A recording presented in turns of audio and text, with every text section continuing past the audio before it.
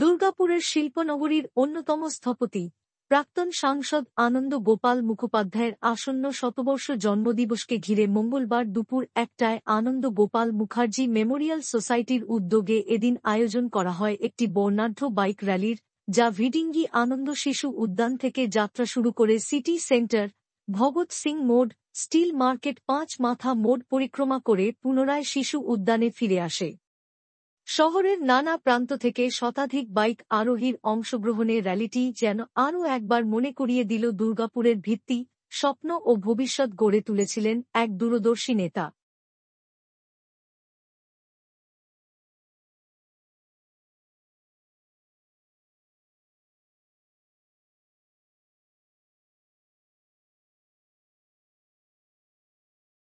কোথা থেকে কোথায় যাবেন?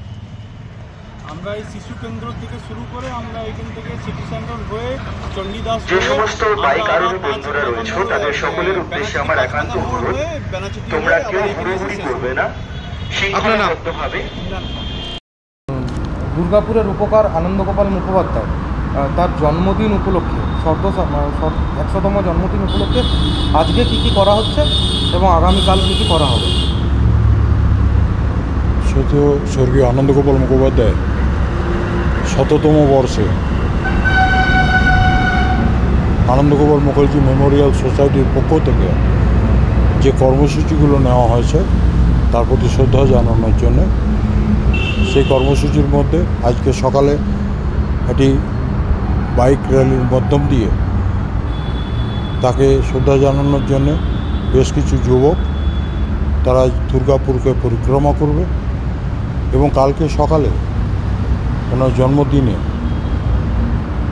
বিভিন্ন বিশিষ্ট ব্যক্তিবর্গ যারা এখানে আসবেন শুধু আনন্দ গোপাল মুখোপাধ্যায়কে শ্রদ্ধা জানানোর জন্য, এবং তার সঙ্গে সঙ্গে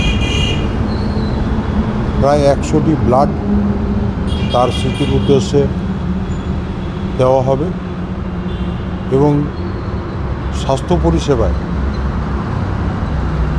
বেশ কিছু কর্মসূচি ওখানে নেওয়া হয়েছে। স্বাস্থ্য সচেতনতাকে সামনে রেখে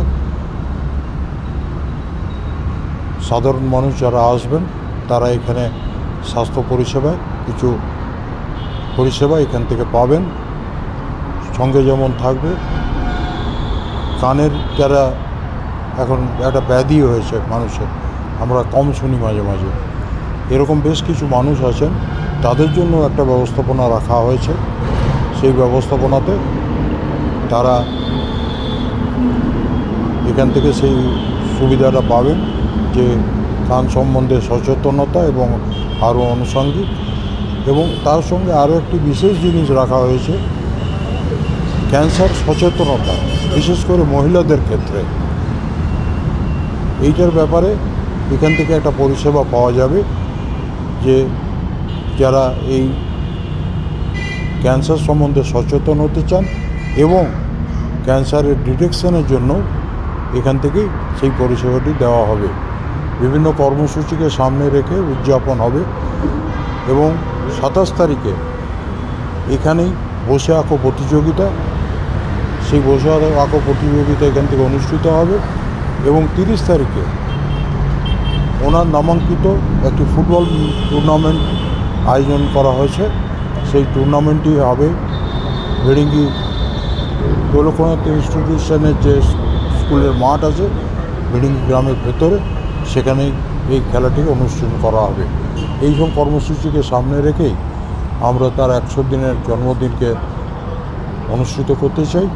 সাধারণ মানুষের কাছে আহ্বান রাখব, আনন্দপ্রেমী যারা আছেন তারা আসুন তার প্রতি শ্রদ্ধা জানানোর জন্য।